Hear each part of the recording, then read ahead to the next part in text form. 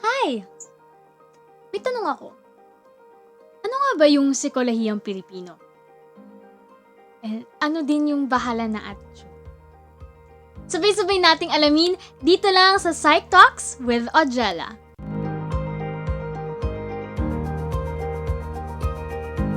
Psychtalks with Audrella is a platform of mine wherein as a psych student I get to share different psych concepts that I learned in school, and hopefully I'll be able to raise awareness and open the discussion about these topics, especially those issues that is very prevalent and happening in our society right now. So I really do hope that Psych Talks would spark these conversations and soon would be able to raise awareness, especially to those people who are uninformed and uneducated. So, bahala na is one of the most prominent traits of Filipinos. So, it is alongside with utang na loob or pakikisama. So, kahit na lumaki ka sa ibang bansa or pinanganak ka sa ibang bansa, basta as long as your Filipino parents has passed it on you, you'll definitely experience this trait or exhibit this trait at least once in your life. So, ano nga ba yung bahala na? Paano ba natin malalaman na a Filipino is exhibiting this certain trait? Let's find out. Alright, so Filipinos use this bahala na trait or behavior whenever they are entrusting the outcome of something to another entity that is outside of themselves. Hence, bahala na, meaning entrusting the outcome or entrusting everything to God. Or sometimes it could be another entity, which I will discuss later on. Filipinos always say this whenever they are starting to lose hope or lose confidence on something that they really work hard on. So it is a way for them to pump up courage internally in order to regain hope. So meaning nito, dapat may effort ka pa lang, so umpisa pa lang. So it means you have done something in order to achieve that certain goal, and then eventually you just say, bahala na. Ganon. Kaya kung nawalan ka ng kumpiyansa sa sarili mo, after all the preparations that you have done to a certain thing, you usually say, bahala na. Bahala na. So, what are the different scenarios na nagpapakita ng bahala na? So, okay, halimbawa, ito usong-uso to sa ating mga estudyante. Kapag meron tayong mga exams, tapos, hindi naman tayo 100% sure na nakapag-prepare tayo. But we did our best. We studied hard. We studied what we could study. That's a time wherein we usually say, bahala na. Parang, okay, bahala na kung ano mangyari sa exam. Bahala na kung ano yung maging score ko doon. Basta, I did my best. I did my part. Magkakaalaman na lang pagdating ng exam. So, that's one. Now, let's move on to something more serious. So, kunwari may nakaaway ka na tao, but you already did your part in pagsusuyo sa kanya, pagsisay ng sorry, pero mataas yung pride ng tao na yun eh. So, parang wala pa rin nangyari after all the things that you've done. Binabaan mo na yung pride mo para sa kanya, pero nothing's changed. Bahala ka na lang, sabihin mo na lang, bahala na siya sa buhay niya, basta ako, I did my part, nag-sorry ako, I admitted my mistakes, I became accountable, pero siya itong hindi nagbabago. So, bahala na siya sa buhay niya. So, bakit nga ba nauso tong bahala na attitude? Saan ba ito nanggaling? Ano bang pinanggalingan nitong bahala na attitude, at bakit hanggang ngayon, Filipinos are still exhibiting this trait or behavior in their daily lives? Bahala na rooted from an old Filipino word or a Filipino word, Bahala, or God when it is translated into English. This instantly shows how religious Filipinos were during the time that the concept of bahala na originated or was born. So, pinapakita nito na the Filipinos do have this strong faith to that supreme being, wherein in everything that is happening in their lives, they always lay it back to that supreme being.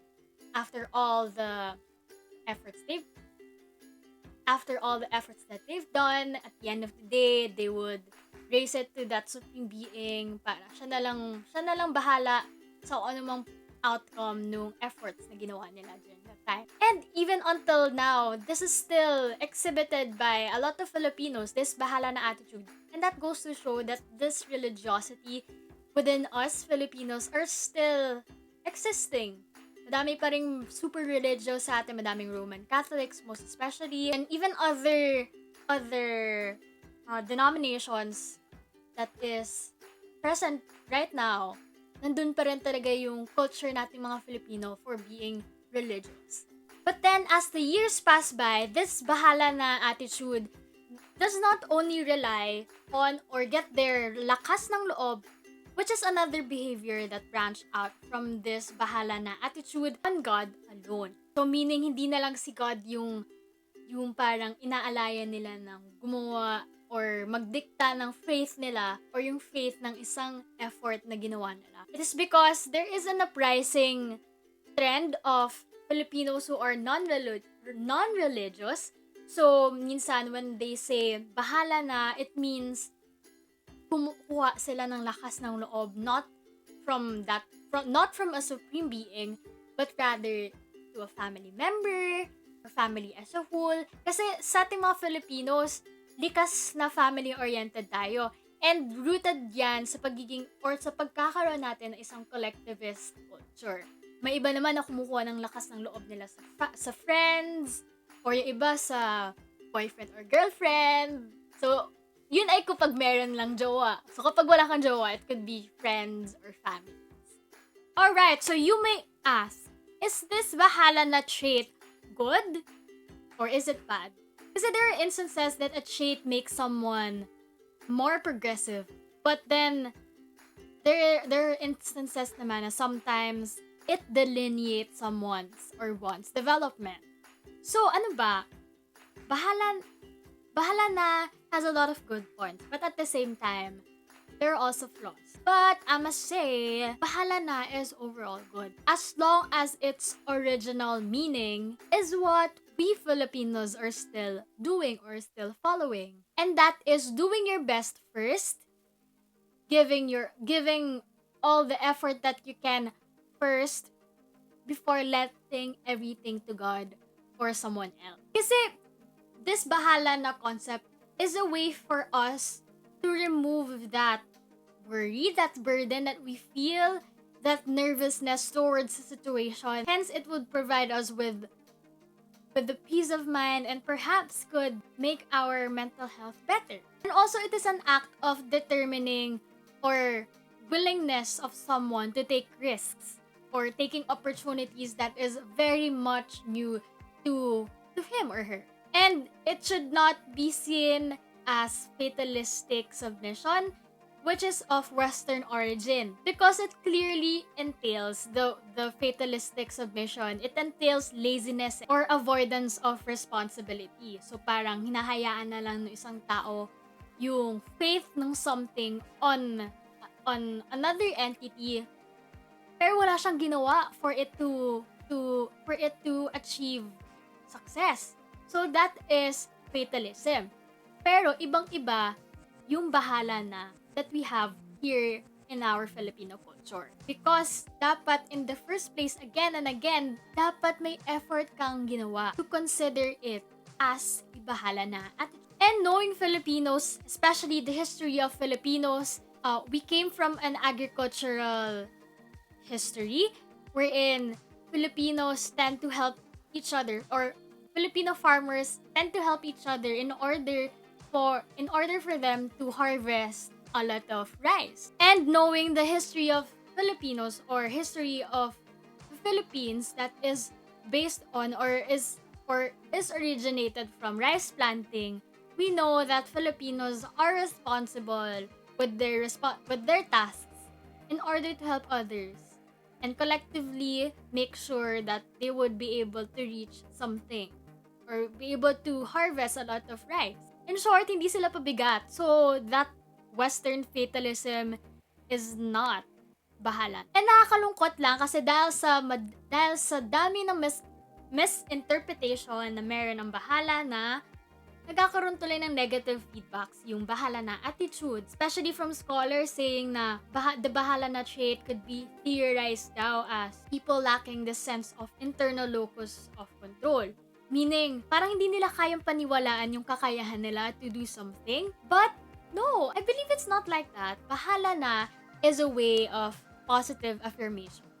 Kumbaga, pampalakas ng loob kapag nawawalan ka na ng pag-asa sa buhay, o nawawalan ka na ng pag-asa na malagpasan yung mga pagsubok na meron ka sa buhay. So that is bahala na attitude.